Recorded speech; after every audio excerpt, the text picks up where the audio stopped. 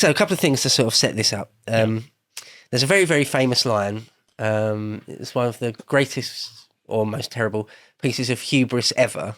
What, from Hitler? From Hitler. Yeah, I'm aware of this line. Who said, about Russia, we just have to kick in the door and the whole rotten edifice will come crashing down. And honestly, I don't think it's totally unreasonable for him to have had that position either. Right? No? Because at that moment, because he said that before they invaded. Yeah. That's why I thought this was framed, the initial Russian invasion, because I actually saw that quote in your notes, and I thought, right, okay, we're beginning at the beginning. I didn't realize we weren't. But it's not unreasonable, because, I mean, look at the Soviet Union. Look at what they've been doing. You know, for the last, 25 years, it's been chaos in Russia. You know, right. How many millions of people fled the Soviet takeover of Russia? You know, how many stories must have filtered out of Russia being like famines, you know, terrible oppression, churches burned, cathedrals burned, Christian genocides, all this sort of stuff. And so you can see as someone on the outside being like, wow, it's chaos in there. This is disgusting. We, you know, like he says, you know, just kicking the door and the whole thing's going to collapse.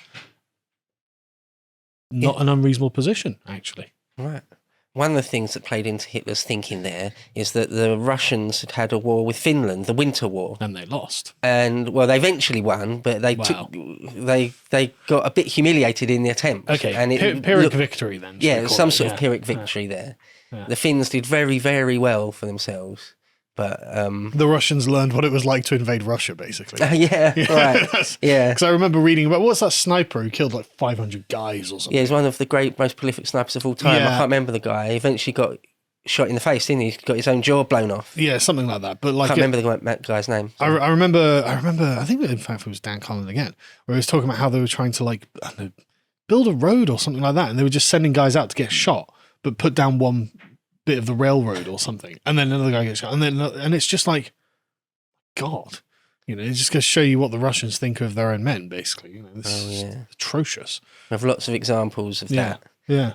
In fact, the one story is where what happens is you don't disobey an order from above. No, because you and him will probably be shot. Yeah. So even if the order means that your entire battalion are going to get killed needlessly, you still do it. So that you get shot. Right. There's one story of, again, Dan Carlin tells it in Ghosts of the Ostfront, where some medium officer, all his men were from the Central Asian steppe and they couldn't swim. Most of them hadn't even seen a river before, right? And the order was to cross a river. And he said to his superior officer, he said, well, we haven't even got any boats or anything. And he said, I don't care. The order from above me is that you cross the river. And so they nearly all but 5 of them drowned. It's comical. Right. It's so stupid. And he goes back to his senior officer. It's like a captain talking to a colonel saying, well, no, we didn't cross the river. They nearly all drowned. Yeah. And the colonel guy's like, well, at least we followed the order. Oh, brilliant. Well, there we go.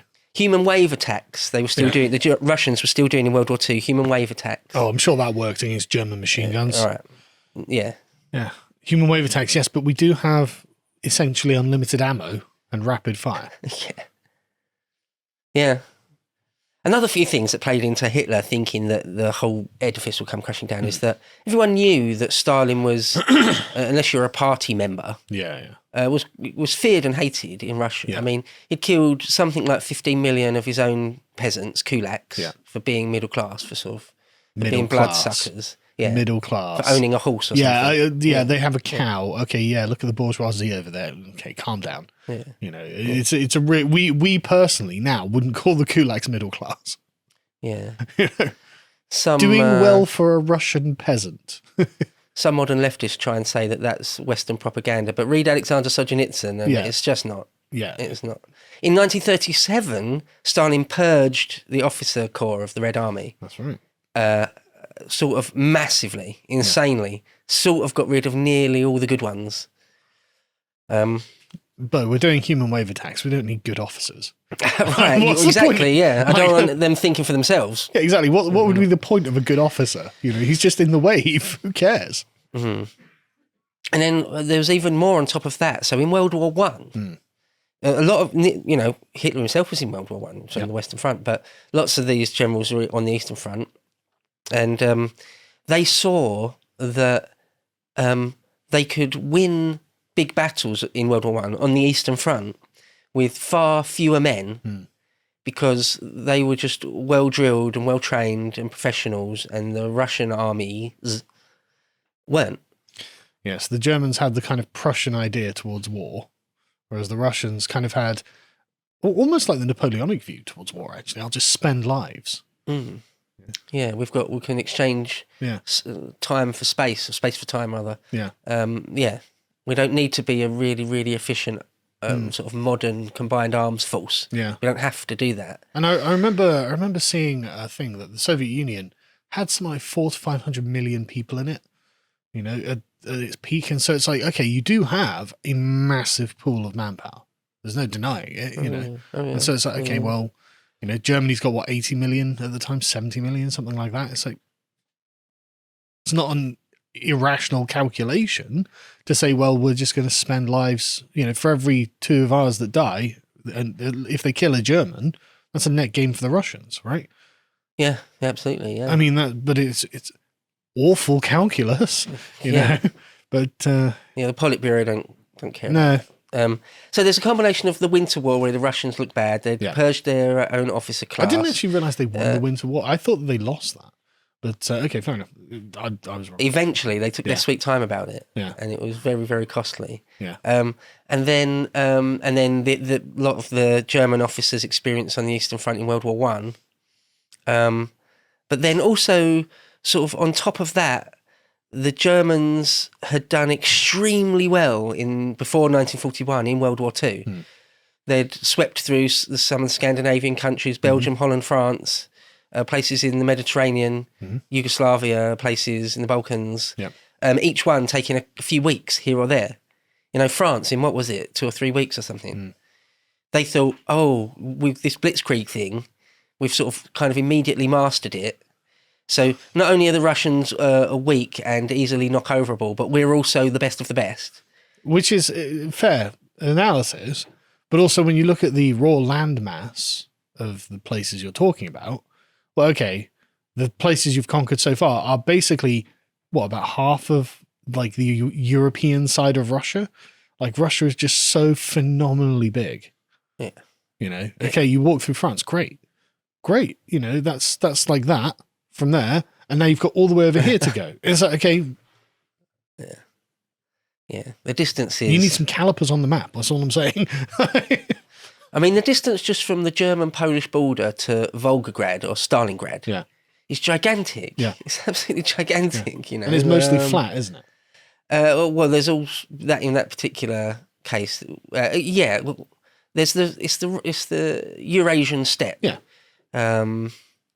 There's various mountain range. I mean, the Caucasus mountain range, but it's a bit more south. But yeah, because I assume they went around that. Sometimes, in fact, in the Kursk offensives, sometimes it is just completely open steppe, which is sort of perfect tank territory. And other times there will be forests and other not mountains, but it'll be hilly country. It's not all perfectly flat, but quite a lot of the time it will just be open flat steppe. But what I mean is, with open flat steppe, you don't get civilization, right? Yes. Yeah. So you're going like days between each city or town. You know, it's not like the French countryside, right? Where you go, you know, an hour between villages and then, or a couple of hours between cities. You know, you just like knock. Yeah. You know, no. You can be going literally days before, you know, meeting another village. You know, encountering another village, and so it's just this vast sea of grass, or you know, okay, some forests and some hills, great, but it's nothing for such a long period of time. Like a land ocean, that stretches to the horizon, in all directions, with nothing in it, you know. And and this is why you have the steppe peoples. What they have, just big mobile civilization of horses and herds that just constantly moved eating grass, you know. Yeah. So there's a reason that they adapted to that terrain in the way that they did.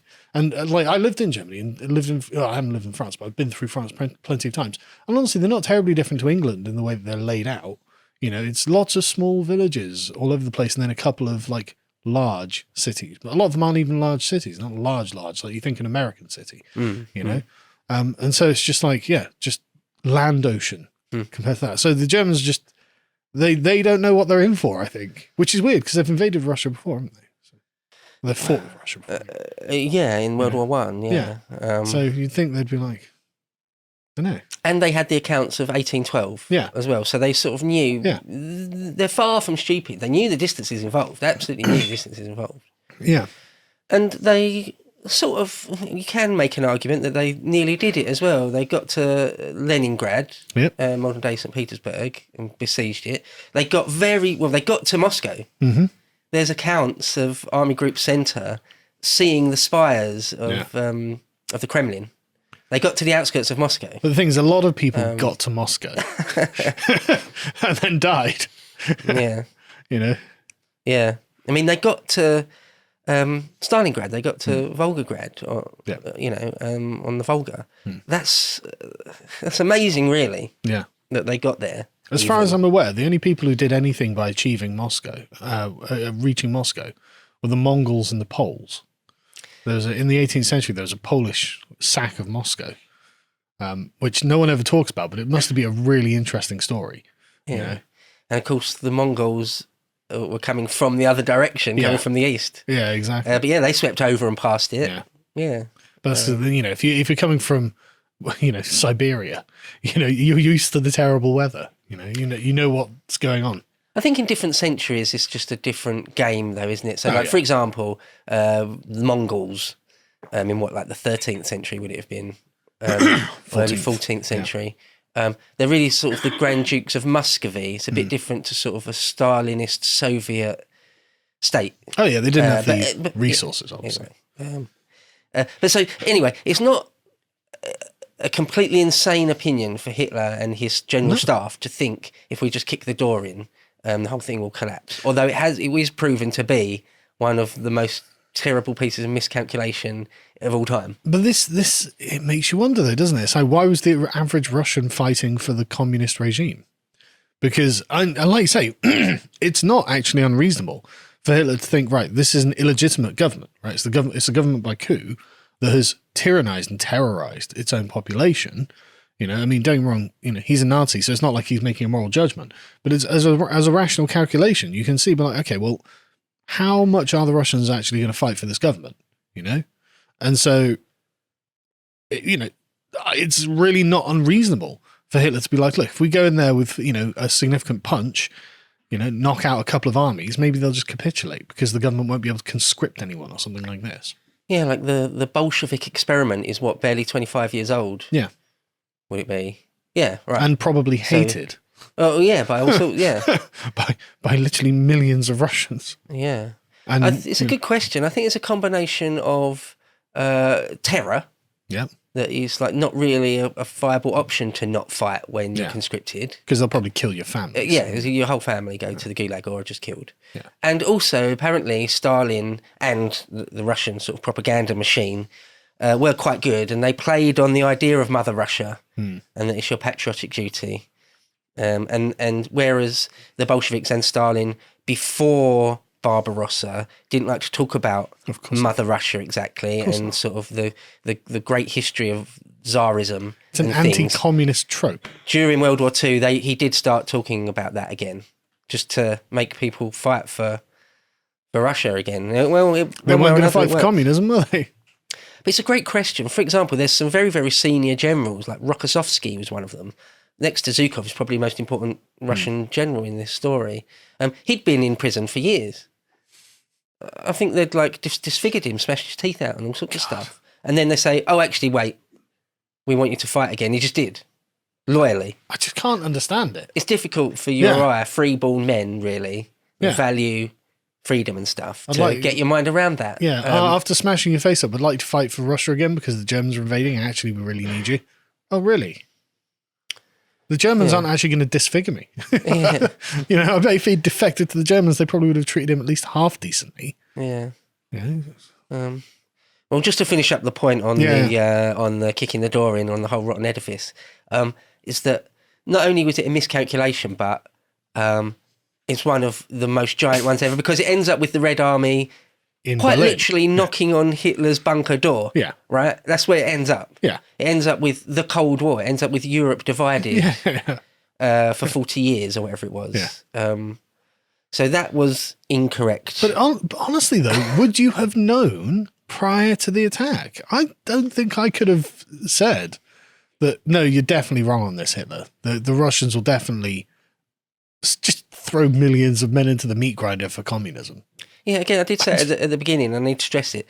You can only say that with hindsight. At the time, in 1940, when they're really thinking about pulling the trigger on Barbarossa, it's not a crazy calculation. No. It's not. And Hitler, his whole one of the main tenets of his whole sort of worldview, ideology, was that we've got to destroy Bolshevism. Yeah. We've got to. That's sort of enemy number one. Yeah. Really. Yeah. Even more than the Jews or anything. It's Bolsheviks that need to be stamped into nothingness. So I remember hearing stories of like a single German officer going into some Ukrainian village and coming back with a line of 50 prisoners of war, just walking behind them willingly because they hated the Bolsheviks. It's like, okay, well, why not use this manpower? Oh yeah, but they're Slavic Untermensch and we have to treat them like scum. It's like, okay, but that's just you being Nazis. That's not conducive to winning a war, because a lot of these places wanted to flip. A lot of these places hated the Russians. Yeah, right. Absolutely. Give them a reason. No, we're going to persecute them as well. And not that I want the Germans to win or anything, but it's just, there's a part of me that's just like, you're just idiots. Like anyone who wasn't ideologically possessed would have had a much easier time of things, I think. Yeah. I think maybe there's an element of Hitler convincing himself of it because he sort of, in a sense, politically had to attack Russia. Yeah. Because it was, again, sort of, that was the main thing he wanted to do. It was sort of the main thing he wanted to do because he blurred the line. Stalin wasn't Jewish, but there were a lot of senior Bolsheviks that were Jewish. And so the line between what a Bolshevik is and what a Jewish person is, it was almost one and the same in his mind. Well, he viewed communism as a Jewish ideology. Right, yeah. And particularly Bolshevism as well. Yeah. I mean, yeah. Because Lenin was Jewish. And Trotsky and Kamenev and Zinoviev. A lot of them, I believe. There's something like 80% Jewish, if I recall correctly. Right. So it was sort of, if you're a Nazi, you'll characterize that as a Jewish ideology. Right, yeah. And so it was something that he sort of needed to do. There's a great story when the news came in 1941 that the Germans had invaded Russia. Churchill sent Anthony Eden a cigar saying, with compliments, and the Germans have invaded Russia. Right. Okay. So from our point, in other words, from our point of view, for us, it's amazing. It's so great. To watch the full video, please become a premium member at lotuseaters.com.